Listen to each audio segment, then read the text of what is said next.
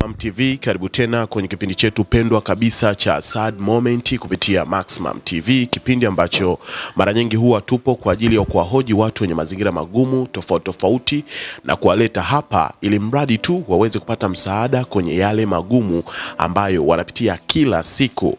Leo hii nimekuletea mrejesho wa mtoto ambaye anaonekana hapo. Nadhani kila mmoja mnamtambua vizuri kabisa, ni mtoto mwenye maradhi ya kansa na kansa yake ipo upande wa jichoni. Huyu bwana tulikutana nao nyumbani kwao ambapo ni Ubungo kwa ndani kidogo. Tulikuta akiwa na matatizo ya kansa.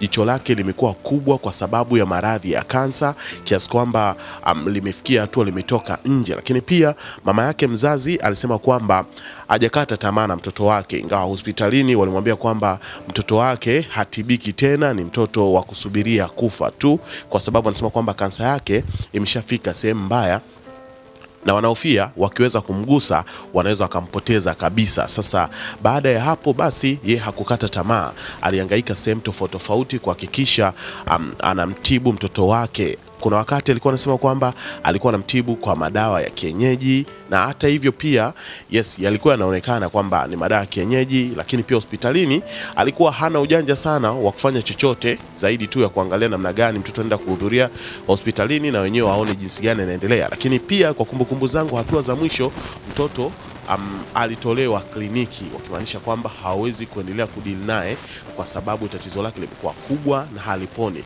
Ila tulivyokuwa tukimtazama huyu mtoto alikuwa anaonyesha wazi kabisa kwamba hapati maumivu yoyote, ila kilichokuwa kinampa kero ni huo uvimbe ambao unaonekana hapo. Hatukuwahi kumuona akiwa analia kwa sababu ya hilo dude ambalo lipo usoni kwake. Nadhani sasa hivi namuona pia jinsi ambavyo yupo, lakini pia alikuwa hawezi kushindwa kucheza kwa sababu ya uvimbe ambao unaonekana usoni kwake. Mtazame vizuri hapo, ni kwamba kwanza hata hana time, anafurahi maana anatazama huku na kule tu akitamani kuangalia tu kwa nini kinachoendelea, wala hajui kama watu wamekuja kuhangaika hapo kwa ajili ya kuyaokoa maisha yake. Kwa hiyo ndivyo ambavyo ilikuwepo siku zote ambazo tulikuwa tunakuja.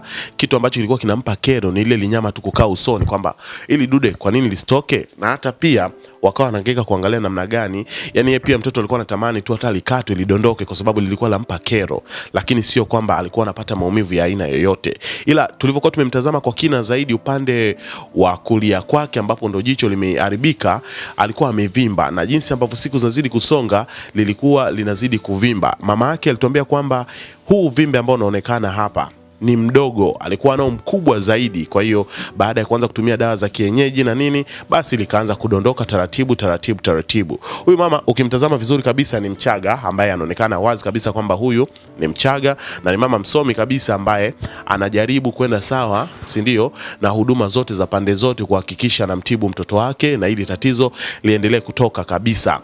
Alipaka dawa, si ndio? Alivyopaka dawa kwenye hili jicho likaanza kukauka kama ambavyo unaona kwa mbali. Ukiwa unatazama unaona kama kuna magamba kwenye hicho kidonda, kama vile kidonda ambacho kimekauka, kimepigwa jua sana. Hiyo ni dawa ambayo waliweka, na siku zinavyozidi kwenda kinazidi kukauka na kukauka. Lakini pia alisema kwamba jicho la huyo mtoto bado zima kabisa, lipo kwa ndani, limefichwa hapo katikati. Yani huu uvimbe uko nje ya jicho, jicho lake liko salama kabisa. Ndivyo ambavyo alikuwa anasema. Sasa mimi nikawa najiuliza maswali, kwa nini wasifanye jambo lolote kuweza kutoa tu huo uvimbe alafu jicho lake libakie kuwa salama?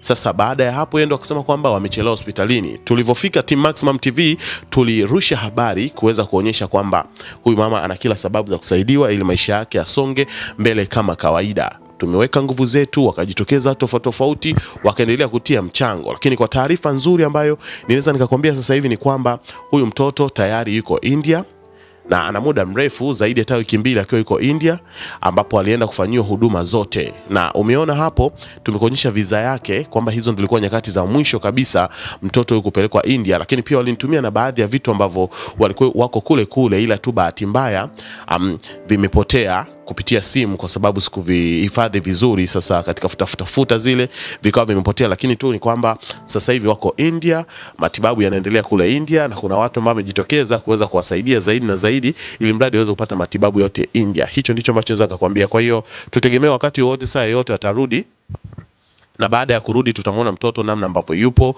kama hilo tatizo lake limetoka kabisa, kwa sababu kumbuka Dar es Salaam hospitali zetu walimwambia kwamba kwa hatua ambayo amefika hawawezi kuendelea kumtibu kwa sababu hawezi kupona. Hiyo ndo kauli ambayo mama yake au mama mwenye mtoto huyu aliniambia pia, kwamba alimwambia kwamba hawezi kupona, ni kusubiria tu siku itakapofika atoweke katika ulimwengu huu hapa. Lakini pia sasa hivi yuko India. Sasa tuone, je, India watafanya nini kwa huyu mtoto ili mradi aweze kuwa sawa, na wakati huo bado huyu mama anaendelea kupambana kutumia dawa za kienyeji. Kwa hiyo hivyo ndivyo ambavyo ipo mpaka sasa hivi hapa. Kwa hiyo kwa taarifa kamili ni kwamba wapo India, wana muda mrefu tu wako kule, yaweza kuwa hata labda mbakiza siku chache kuweza kurudi, au otherwise labda bado na safari ndefu mpaka pale ambapo atapona. Sikupata nafasi ya kuweza kuendelea kuzungumza nao kwa sababu ya haya yaliyotokea hapa katikati, kwa hiyo mambo yakawa mengi sana, kwa hiyo nikawa nimeshindwa kabisa kuwatafuta na kuweza kupata taarifa zake, lakini tu nikasema okay, sio mbaya leo hii niweze kuwarudishia taarifa za maradhi ya huyu mtoto na kile ambacho kinaendelea. Hicho ndicho ambacho naweza kukwambia kwa sasa hivi hapa, lakini pia tutaendelea kama kawaida na vipindi vyetu vya Sad Moment. Kwa wale watu ambao mlikuwa mna wasiwasi mkihisi kwamba labda kutokana na kesi na haya yanayoendelea tunaweza tukaahirisha, hapana.